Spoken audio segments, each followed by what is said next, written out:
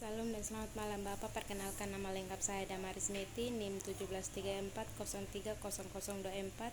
Saya mahasiswa di Universitas Nusa Cendana, Fakultas Ilmu Sosial dan Ilmu Politik, jurusan Sosiologi, semester 7 kelas A regular sore.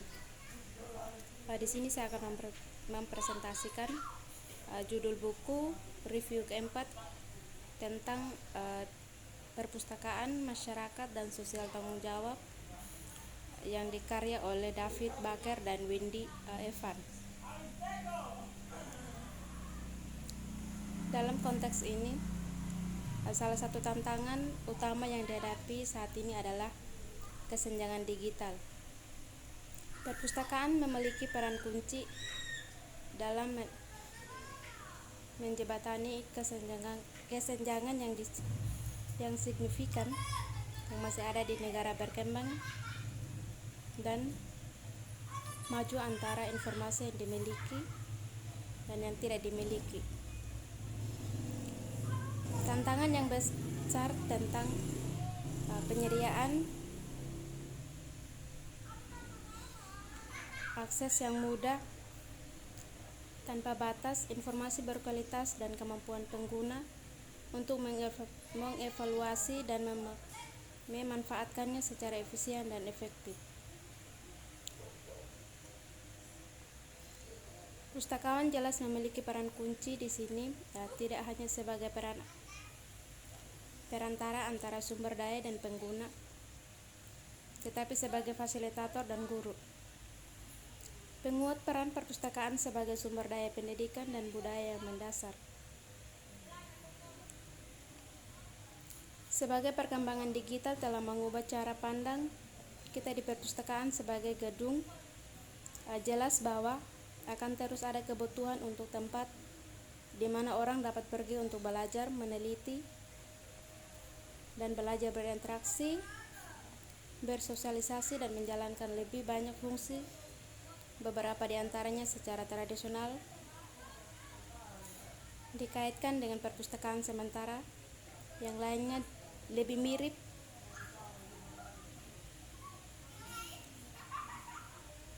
saat ini dilakukan di ruang sosial dan publik.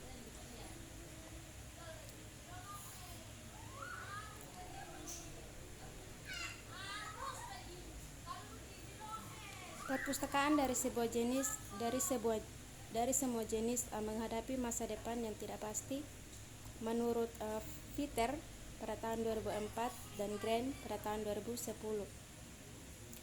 Kesulitan ekonomi global yang berlanjut seperti yang dijelaskan oleh John Dolan dan Ayub Khan, yang meningkatkan persaingan dari layanan lain dan alternatif sarana penyediaan, berarti bahwa perpustakaan harus berjuang untuk sumber daya, termasuk melalui pengembangan pendekatan strategis dan kemitraan. Di seluruh dunia, resesi telah berdampak pada belanja perpustakaan di negara maju di dunia. Meskipun belum jelas bagaimana depresi keuangan besar akan mempengaruhi permintaan akan layanan perpustakaan, hal itu diprediksikan secara luas tidak kecuali oleh kontributor.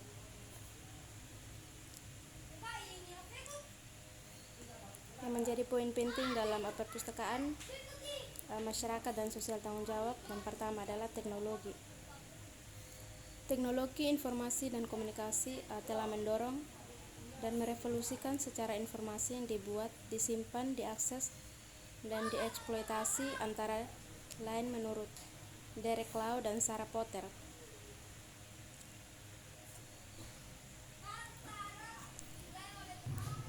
Potensi digital yang cukup besar, sumber daya yang dikau secara luas, dan banyak proyek telah dilakukan membuahkan hasil di bidang ekonomi.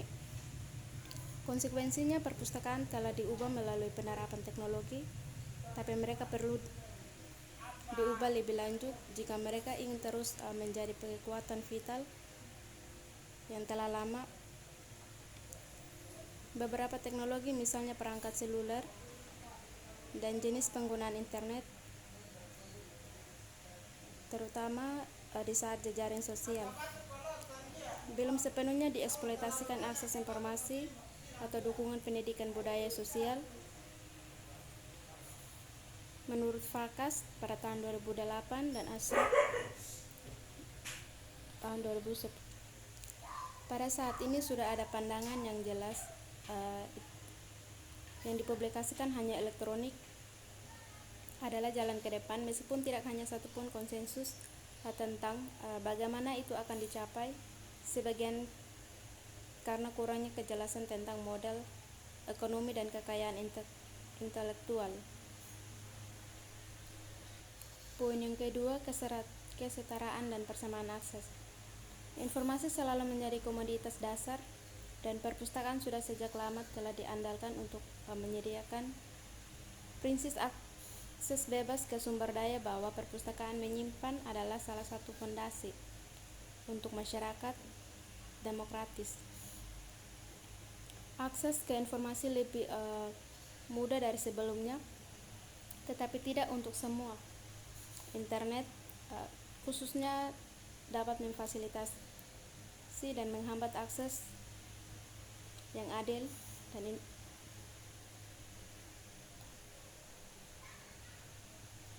meskipun ketidaksetaraan ada bahkan sebelum era digital datang menjadi benar dalam perkembangan seperti dalam perkembangan bangsa, karena kita sekarang hidup di masa kesenjangan digital, di mana teknologi dan akses informasi dapat memisahkan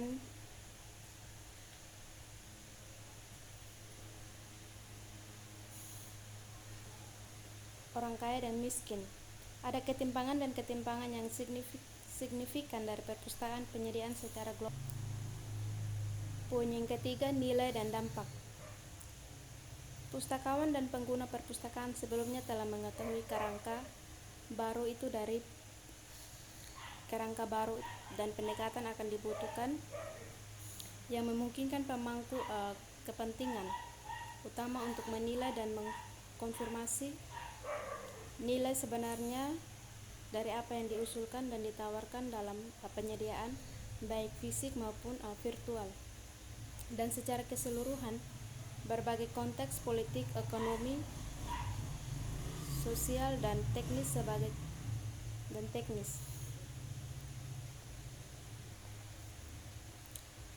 Dua, penyediaan dan penggunaan perpustakaan. Perpustakaan didefinisikan sebagai tempat yang dikhususkan untuk berisi buku, untuk membaca, belajar, dan referensi. Tetapi berlanjut untuk beberapa paragraf untuk memasukkan koleksi itu sendiri, fungsi, sirkulasi, dan bahan selain buku. Ini mungkin didefinisikan yang perlu, tetapi mungkin tidak cukup, seperti konsep perpustakaan menjadi lebih luas dari daerah digital dengan perpustakaan virtual dan penyediaan informasi untuk semua jenis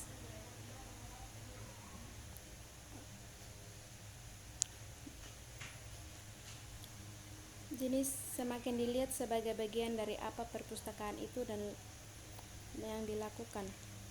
Definisi standar internasional lebih luas, sebuah organisasi atau bagian dari sebuah organisasi yang tujuan utamanya adalah untuk membangun dan memelihara koleksi dan memfasilitasikan pengguna informasi tersebut berdasarkan sumber daya dan fasilitas yang diperlukan untuk memenuhi informasi, penelitian, pendidikan budaya, atau kebutuhan rekreasi pengguna. Ada 3 jenis perpustakaan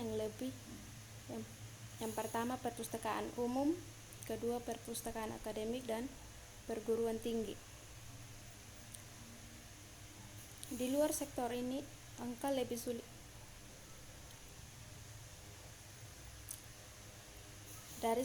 Dari Dinas Kesehatan Nasional Perpustakaan dan mungkin 100 perpustakaan di departemen pemerintah dan agensi. Di sektor swasta tidak ada perpustakaan departemen pemerintahan Di sektor swasta tidak ada informasi terkini yang tersedia tentang jumlah perpustakaan khusus dalam organisasi sukarela, asosiasi profesional, tempat kerja, dan sebagainya. Yang ketiga, pengetahuan dari orang mengalir pengetahuan menurut John Dolan. Dalam volume tentang perpustakaan dan masyarakat, sepertinya tepat untuk bertanya berapa jumlahnya perpustakaan lebih melayani komunitas daripada institusi.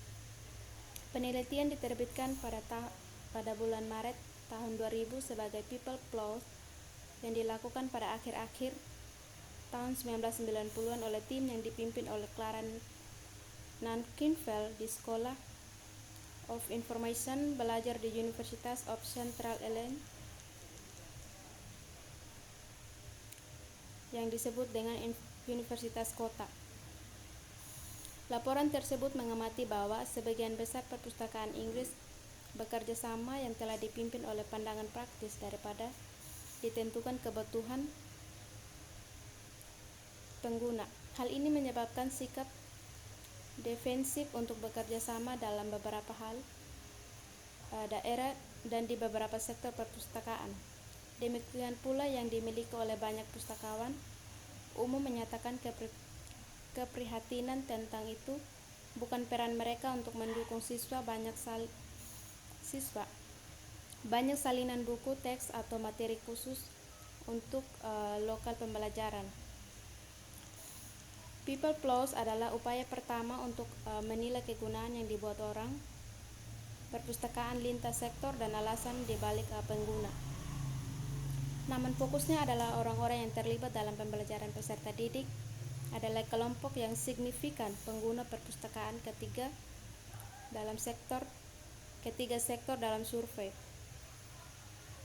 Sekitar 7 dari 10 pengguna perpustakaan di perpustakaan universitas dan perguruan tinggi, dan sekitar 1/6 perpustakaan mereka berada di perpustakaan umum